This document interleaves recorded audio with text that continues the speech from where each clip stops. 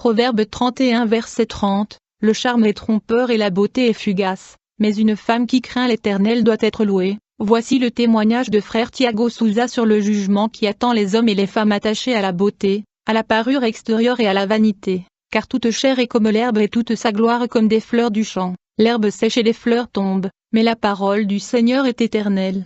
Je vous salue les frères dans le nom de Christ. Je suis Thiago Souza, frère, j'enregistre de nouveau ce témoignage pour la gloire du Père, du Fils et du Saint-Esprit. Voici le témoignage d'un enlèvement que le Seigneur dans sa grâce infinie et sa miséricorde infinie m'a offerte il y a environ 10 mois. Aujourd'hui, nous sommes le 10 octobre 2018, c'était au début de l'année au mois de janvier que le Seigneur m'a donné cette vision. Je priais mes frères pendant des jours, en fait j'étais dans une campagne de prière personnelle avec ma femme, nous étions dans une campagne de prière à la maison, comme ces prières se poursuivaient, un jour alors que nous prions le soir à 2 heures du matin. En fait nous avions prié sans fin et nous avons prié sans cesse comme il est demandé dans les Écritures. Il est également écrit dans le livre de Joël que, dans les derniers jours, Dieu dit, « Je répandrai mon esprit sur toute chair, vos fils et vos filles prophétiseront, vos jeunes hommes verront des visions, et vos vieillards verront des rêves. » Et pendant 10 jours consécutifs j'ai prié Dieu avec ma femme. Au 10e jour, la gloire de Dieu se manifesta. Je me souviens avoir parlé à Dieu dans ma prière lui demandant une expérience divine du ciel et de l'enfer. Après la prière, je me suis endormi et je me suis couché.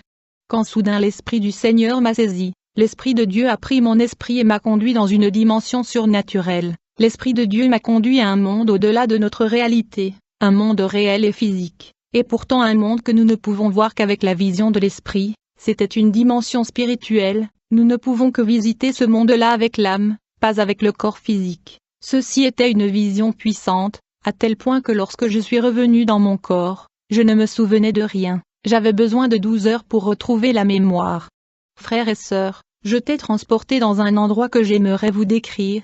J'ai réussi à dessiner quelques images que j'ai téléchargées pour vous donner une idée et une impression de ce qu'était cet endroit. Je crois que le monde que j'ai visité est le lieu de torture, un lieu de tourment. C'était un lieu immense sans fin. Quand j'étais dans cette dimension, au moment où j'essayais de lever les yeux, j'ai vu dans l'espace qui était orange comme la couleur de rayons soleil, mais il n'y avait pas de soleil dans ce monde. Il était éclairé par une lumière semblable à la couleur de la lumière du soleil très forte, et la température était très élevée. J'observais le paysage de ce monde mystérieux, j'ai regardé le sol et les plaines, il y avait beaucoup de poussière au sol, je ne pouvais pas voir la fin de cet endroit. Je contemplais ce monde qui était tellement réel et physique. Dans ce monde mystérieux il y avait des bâtiments et des constructions, des murs de pierre. Il y avait des constructions avec des grosses pierres. Je ne sais pas comment décrire ces constructions et architecture. Je ne peux pas appeler ces constructions des maisons parce que je n'ai jamais vu cela sur la terre. C'était hors de tout ce qui est terrestre et c'était inexplicable, car cela n'existe pas ici dans notre monde.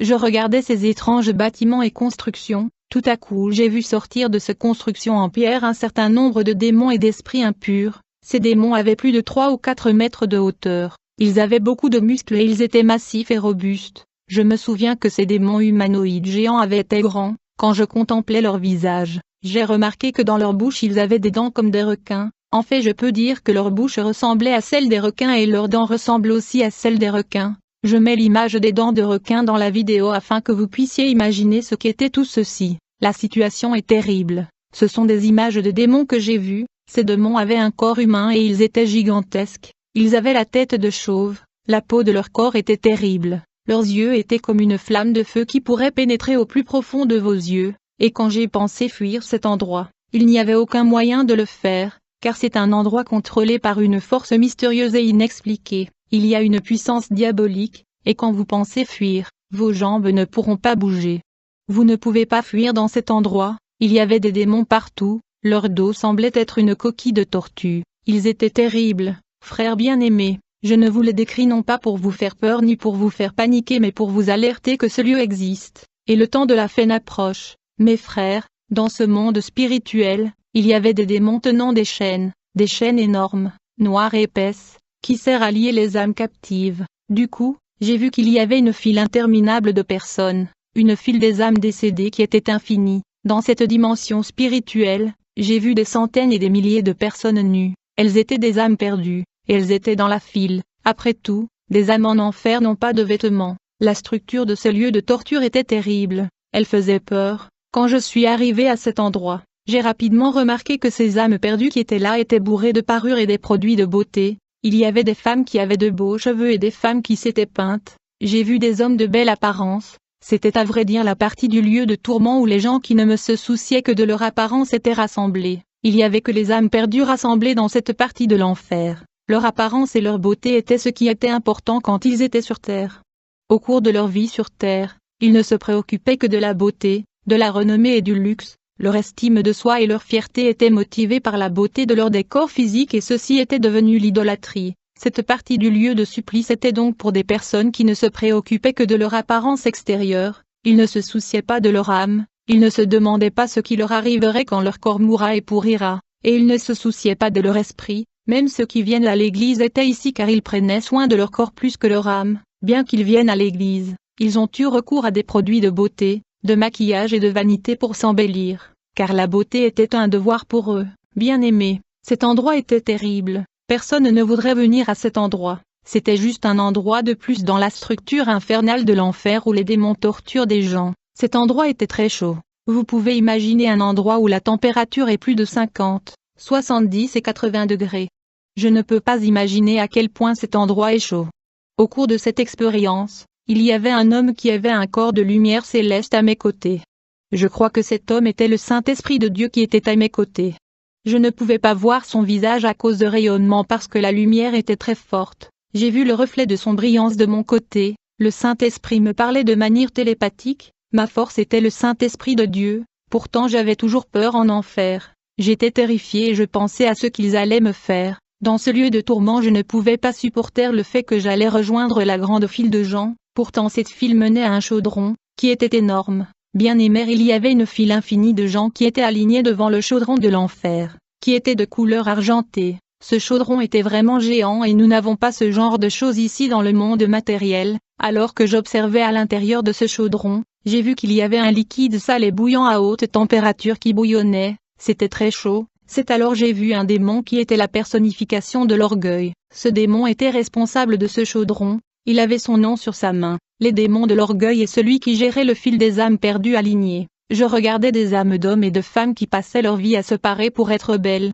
Ils ont été conduits au chaudron géré par le démon de l'orgueil. Et quand chaque âme est arrivée devant ce chaudron, j'ai vu le démon d'orgueil prendre ce liquide bouillant qui bouillonnait, et le démon versa ce liquide chaud et corrosif sur le visage de chaque âme perdue qui était sur la file d'attente. J'ai vu que ces âmes perdues ne couraient pas pour s'évader, et ils n'avaient aucun endroit où courir. Il y avait une force puissante qui contrôlait ces âmes, même s'ils voulaient s'échapper ils n'avaient ni la force ni la capacité. Frères et sœurs, j'ai vu ce démon prendre le liquide brûlant qui bouillonnait de l'intérieur de ce chaudron, et le démon déversa ce liquide sur le visage de la première âme qui était dans le fil d'attente. Il déversa ce liquide chaud précisément sur la tête de la personne, et ce liquide coulait le long de son visage descendant vers le corps de la personne. Ce liquide était si corrosif qu'il détruisait le visage et le corps de la personne. Bien-aimés, imaginez un acide qui tombe sur votre peau. Ce liquide était chauffé à une température très élevée.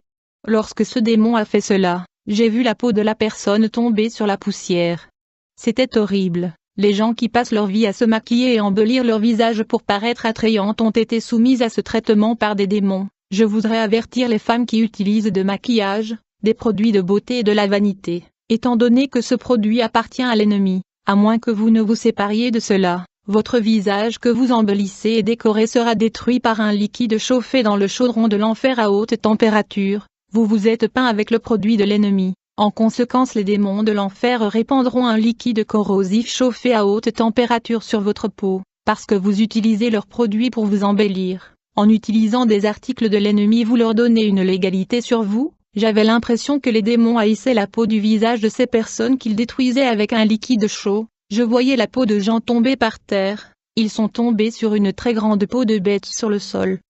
Et lorsque le liquide était dans le visage de chaque personne, leur peau est tombée du visage avec des morceaux de chair provenant du visage qui est également tombé. Ils étaient défigurés, car durant leur vie ils passaient du temps devant le miroir en train de se rendre belles. J'ai vu les diables ramasser ces peaux dans des cargaisons. Je ne sais pas ce qu'ils en ont fait parce qu'ils les rassemblaient. Et chaque personne qui se trouvait dans cette file d'attente a subi ce processus de torture parce que son âme ne meurt pas. Les personnes dans la file d'attente rejoignaient la file après avoir été défigurées et elles subissaient à nouveau le processus de torture. C'était une torture sans fin, frère, cette torture ne se termine pas, il n'y a pas de fin, le processus est répétitif, nous devons réparer nos vies tant qu'il est temps, sortons de la vanité, ne nous inquiétons pas de l'apparence du corps, toute la beauté et l'apparence de ce monde sont vaines et passeront mais les paroles du Seigneur demeurent pour toujours. J'étais dans cette file d'attente, mes frères, et quand il arrive à mon tour, je me suis approché devant le chaudron, et le démon de l'orgueil jeta le liquide brûlant sur mon visage.